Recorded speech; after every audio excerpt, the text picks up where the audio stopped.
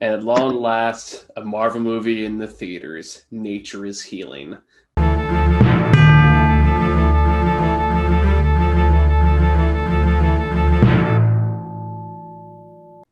All right, so I know we're a little behind on this. We're behind on a lot of things right now, so we're catching up slowly but surely. A better way to start with the movie that was supposed to come out well over a year ago now, Black Widow. Thought the Scarlett Johansson led film that was supposed to lead MCU Phase 4, but then it turned out being WandaVision. So I feel like this got unfairly saddled afterwards. Uh, I did hear that they had to shuffle their release schedule around due to the pandemic. well, it was really supposed to be this one first, and then like the TV shows are going to come after. Hmm. But then the pandemic hit, and the one thing that was like closest to being done was WandaVision, so that's why they released that one first. I was wondering about that.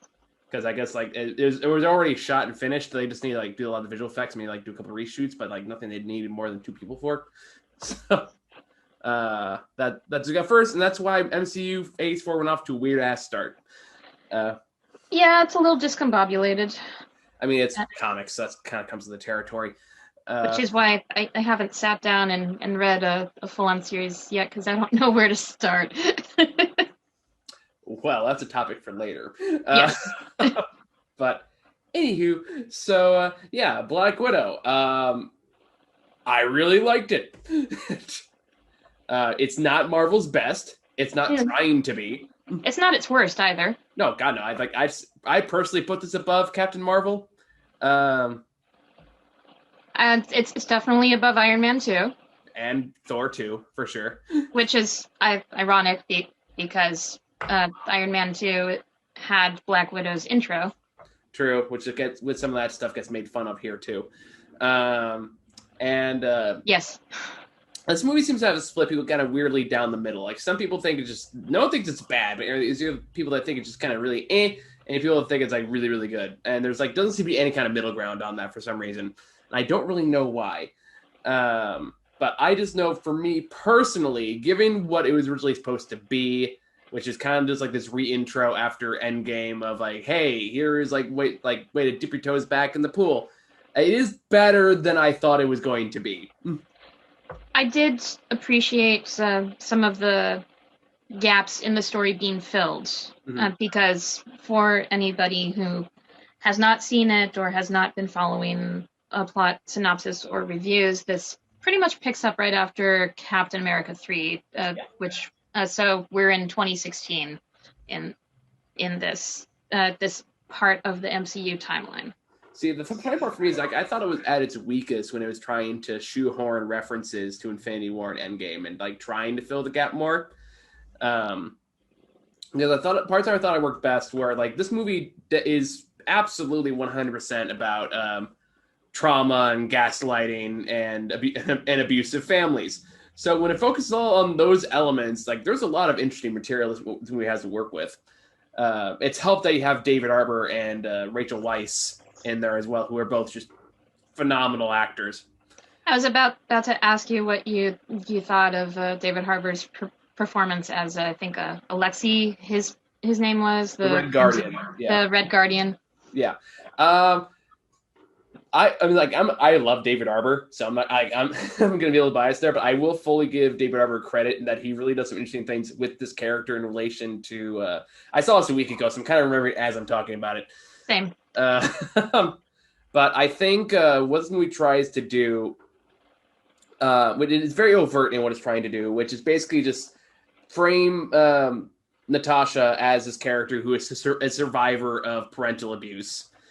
Unintentional parental abuse, because for their perspective, they were doing the right thing all along, pretty much, or they became who they were supposed to, but don't recognize the damage they ultimately caused in the end.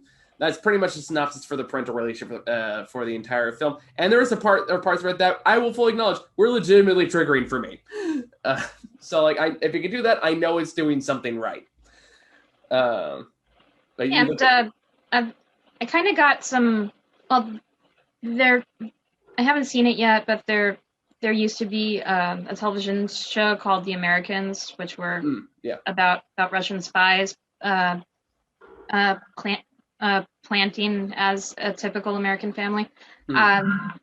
this family unit that's portrayed in the movie, definitely similar concept, similar vibes. Yeah, there's a bit of that, but I think that's for me that's only a very small piece of the movie, because like what you're referring to happened for those who haven't seen the movie. It takes place in the beginning of the movie where it's like Natasha as a child and her In Ohio sister, in '95. yeah, Ohio 95, and her sister kind of live in this Americana family, white picket fence, the whole shebang, like American baseball, rah rah rah. But then it turns out that they're Russian spies, and David Harbour is like working as a scientist to get some kind of disc for something or another. And then that leads them to fleeing back to Russia, where they eventually go back to the Black Widow program, and that's that, or the Red Room, as they call it. And that's that. And the rest of the movie is about basically her kind of going back into that life and kind of reconciling with all the trauma that happened during that time and being thrust back in that world when her sister, whose name I'm blanking on, unfortunately. Yelena, I think. Yelena, yeah. It's still part of the Red Room, but she runs some kind of magic MacGuffin mist that breaks her mind control. That's the perfect phrase for it. That's exactly what it is.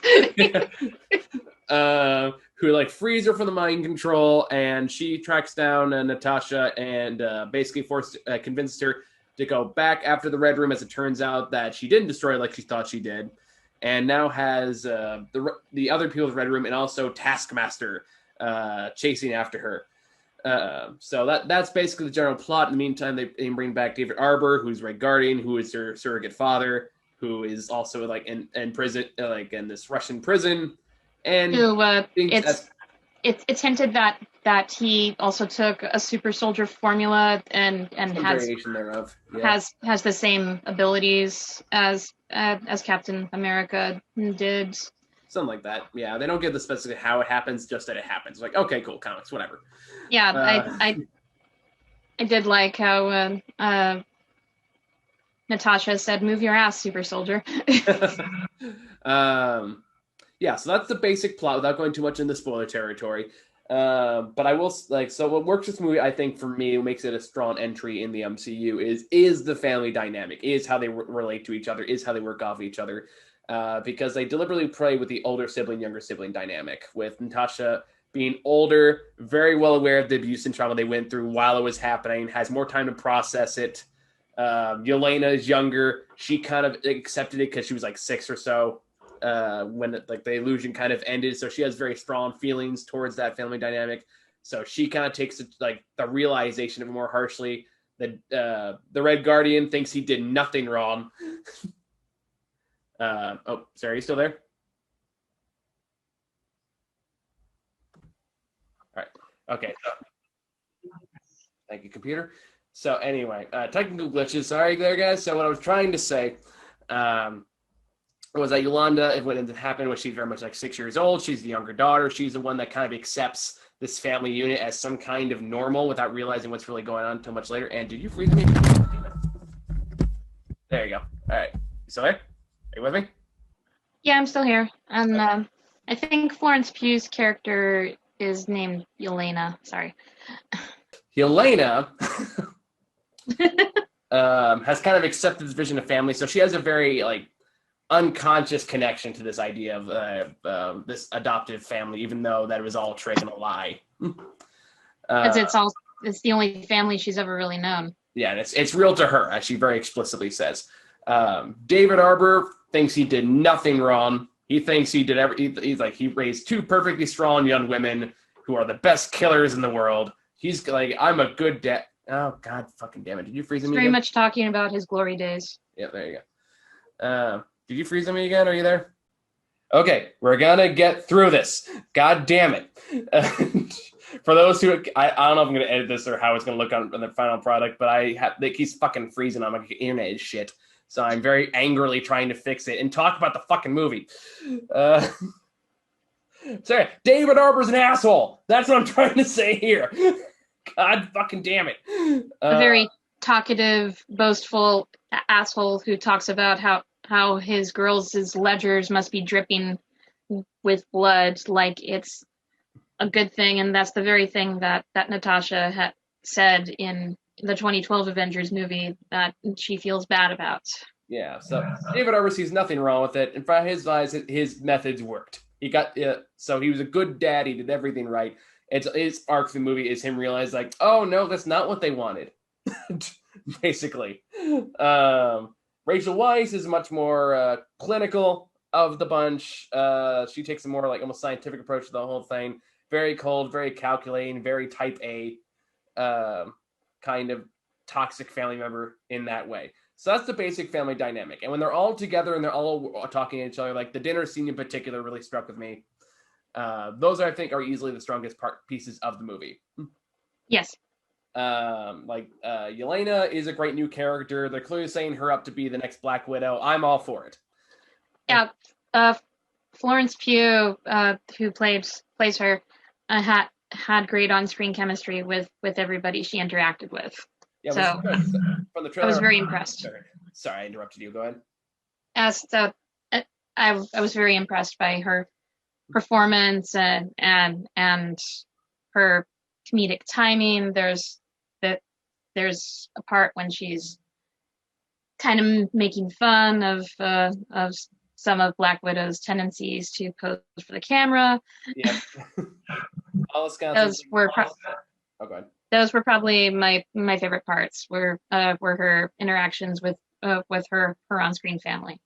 Yeah, and I think, like I said, I think when we really focuses on issues of dealing with trauma and confronting your abusers and kind of reestablishing your own identity when you break away from that, I think those are all really strong elements, and I think they're all done really well here. The part where I knew I was kind of in trouble personally, because I was like, oh no, this is going to get personal for me, is there's a line early on when Yelena says, but kind of talking about what it means to be like mind controlled, and she says like, you don't know what part of it is you and what part of it is them, and to this day I will never know. I was like, oh shit, that's gaslighting. That's very thinly veiled. Okay, we're gonna get here. Let's see where this goes. So parts like that really struck a chord with me. I think like as a movie, there are it does have some other general issues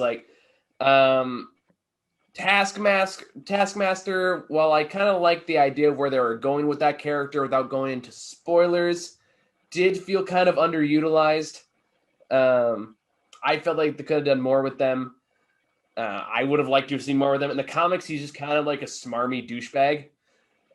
So they kind of X-Men Origins Wolverine Deadpooled him a bit. That's what pitch meeting said. Yeah, I know, and it's accurate. That's why I'm stealing it. But we can talk more about that when we get into spoilers. But overall, just structurally, there are some pacing issues. The storyline and the overall plot isn't as strong as other MCU entries.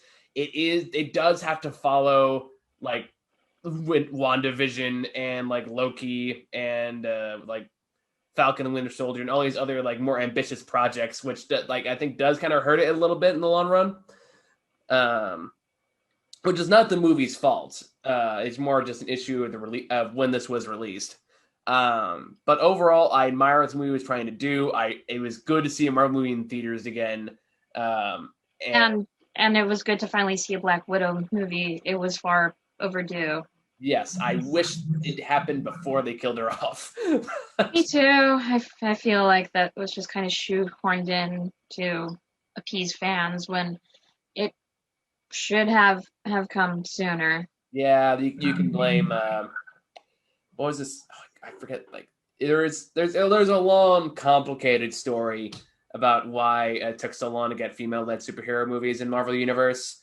Pitch meeting touched on that too.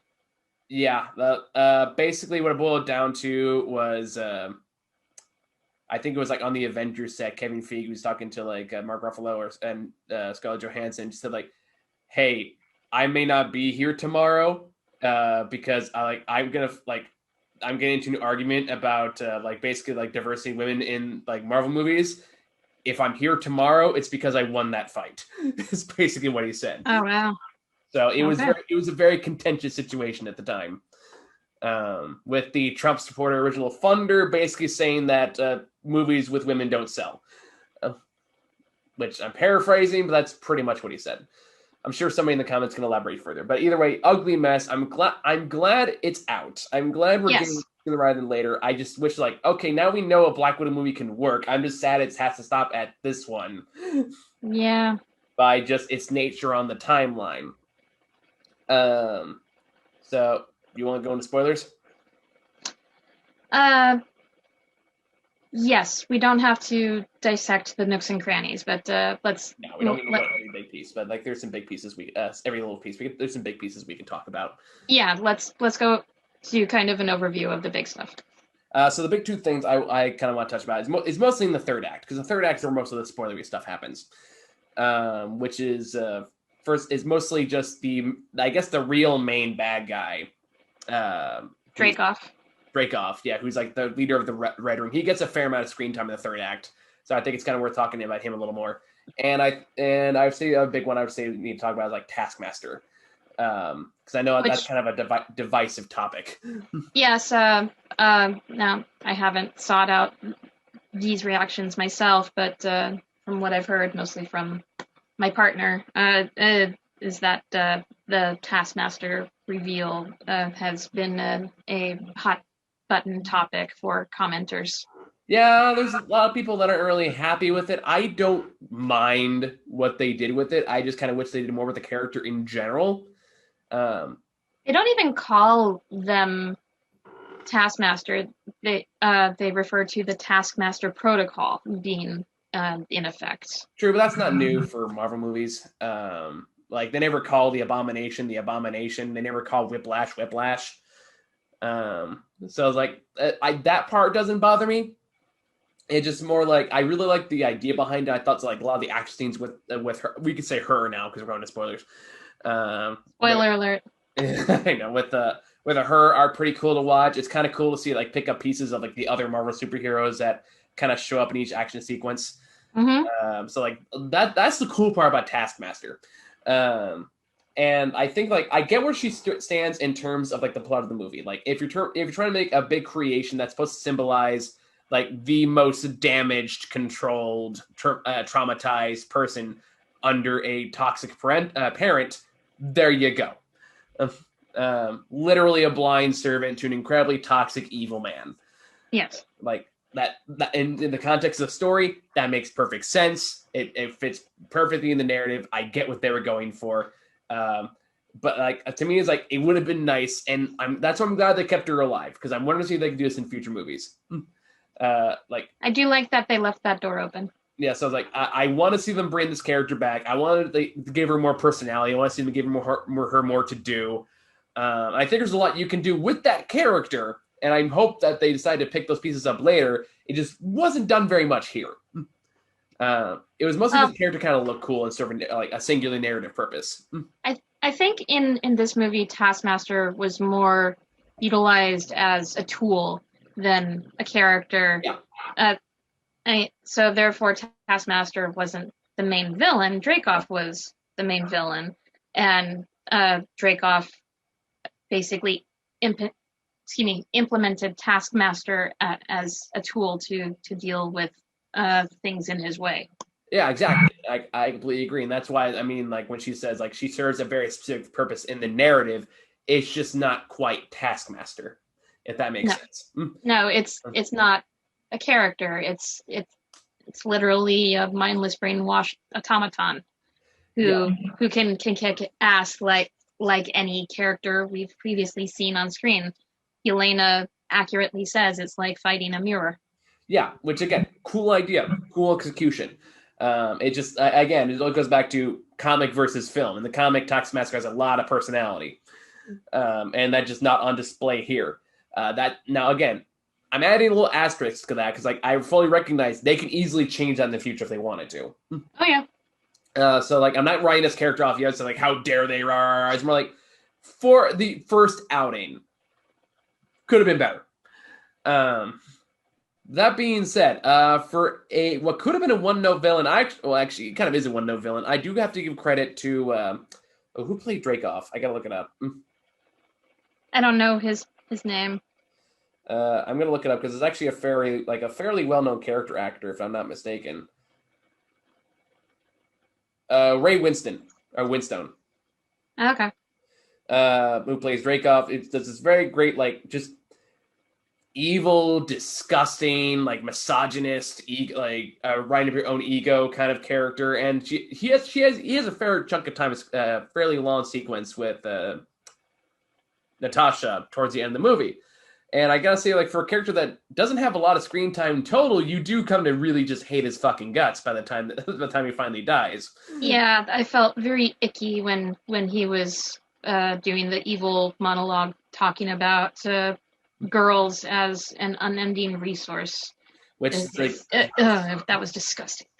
And again, for a character that is inherently one note, the fact that you kind of get that reaction out of your audience from the performance and from all that stuff, really, I think, really is a testament to Ray Winston as an actor. Yes, I gotta give him full credit for that. For like, you made it work for you, dude. Good for you. You're fucking gross.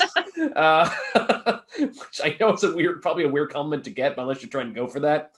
But I think that was definitely a good direction to go for the climax. Less of an action brawl out between him and the main villain, so much as like a more emotional one that does come back with the hard realities of confronting an unapologetic abuser.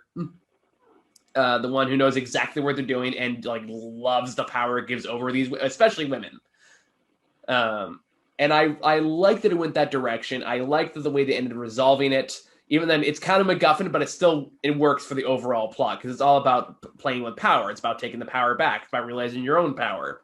yes, and turning that against them and diminishing them of theirs. Those are all really, really good, really, really good themes. Your thoughts?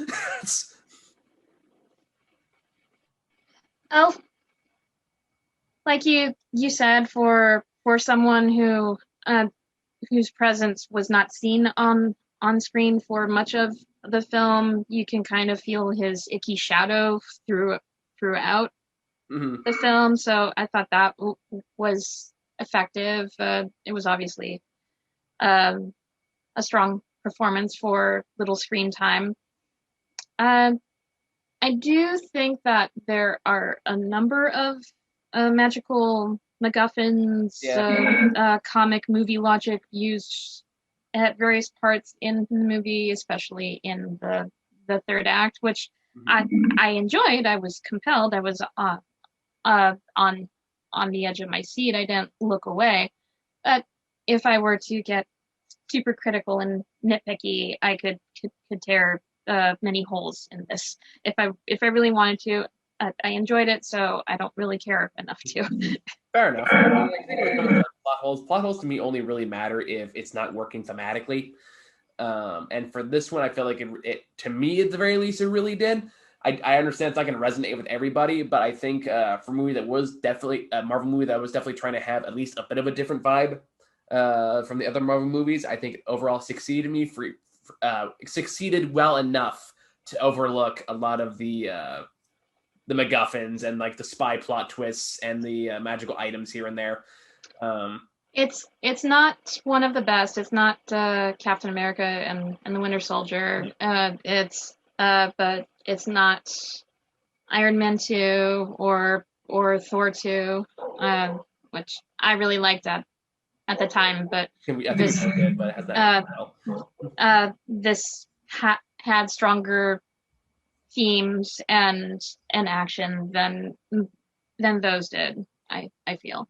I think given the fact that this was always clearly meant to be kind of a middling Marvel movie, yes, and you can tell by the way it's structured, the way it's paced, this was never meant to be the next big thing.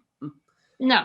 I think given that fact, and given that it kind of went through a weird development hell for a good long while there, the fact that it is as good as it is actually pretty remarkable. And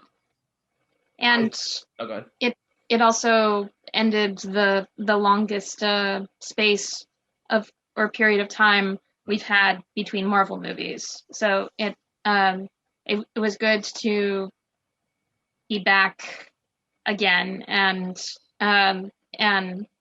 know that this can still be this kind of experience can still be enjoyed, and Yeah. even though this is a midquel technically, it's nice to kick off the next phase.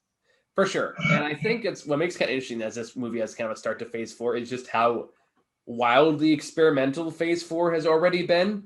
Mm-hmm. And it makes like, okay, this is clearly the safe one. Where's the other ones going to go? Because we got like Shang-Chi coming up. There's the What If series coming up next month. I'm stoked for that. I'm so excited. We just wrapped up Loki earlier this week, which had a huge twist in there. Yeah, I'm think I'm in the minority on the Loki finale, but that's a topic for another time. Fair enough. And of course, like the next Spider movie is going to come out, and that's apparently going to get all multiversy. So we'll see how that goes. Oh God, what's the other one that's coming out? That Doctor Strange and the Multiverse. The Eternals. There you go. Yes. I think that's coming out in November. Is like I think we only have like 3 fucking Marvel movies coming out. There's 3 more coming out this year, like Shang-Chi, then like Eternals, then Spider-Man. Yep. December. So it's gonna be interesting. It feels like after a year of just like no superheroes for a year, and then all of a sudden they're all like, "All right, here you go. Here's like we've been holding back the dam. Now it's loose. Here you go. Here's all the Marvel." Yep. Which I'm okay with it because I am not one of those obnoxious douchebags that complains about superhero fatigue. Same. I just enjoy good stories, and as long as there are things or elements to enjoy, then I'm in. Because there's nothing more dangerous and awful to online movie critics and have a series that's consistently good.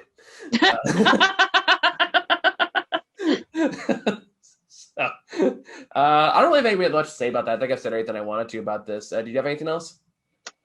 Do we want to spoil the after credit scene, or? Yeah, I mean it wasn't too much. It was mostly just another appearance of what's her name? Valentina. The actress. Julie Louis-Dreyfus. I knew it was like Julie something. Julie Louis-Dreyfus, this character, Valentina, which it seems like they're setting up like a Dark Avengers kind of thing.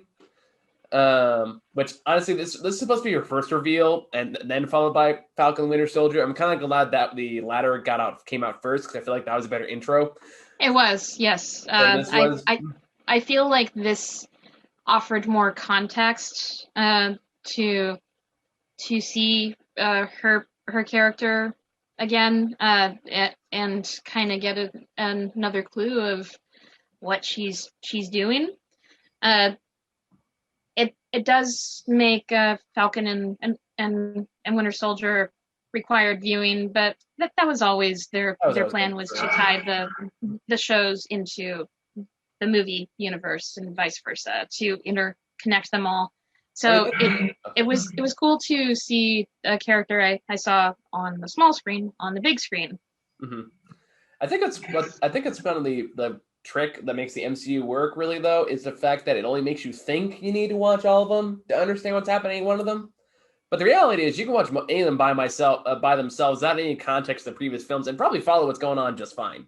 Probably. But if you do want to watch it all, it kind of, at least for me, deepens the appreciation more. Oh yeah, you get more out of it if you've been following it for sure, but you don't need to watch them. No. I think that's always the thing people forget about these films. So like you can probably watch Captain America 4 when that comes out without seeing Falcon and Winter Soldier just fine. Because at this point you've probably at least heard that Sam Wilson became Captain America. So I was like, oh, okay, so that's that happening. Which I know from watching an old YouTube video that he became Captain America in the comics. So that is no surprise. I could have told you that. I know. Not to flex my knowledge there, but I'm flexing. Gee, Michael, the comic nerd could have told me that. Wow. Just wait for the video essay.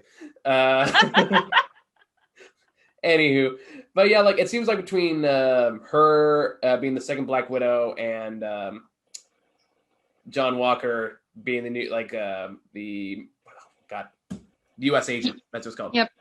U.S. agent. They're kind of trying to set up like a Dark Avengers kind of thing, and I'm gonna make a prediction right now for like $20 that they're gonna have them pair off against the Young Avengers, which they've been saying up for the last couple of years.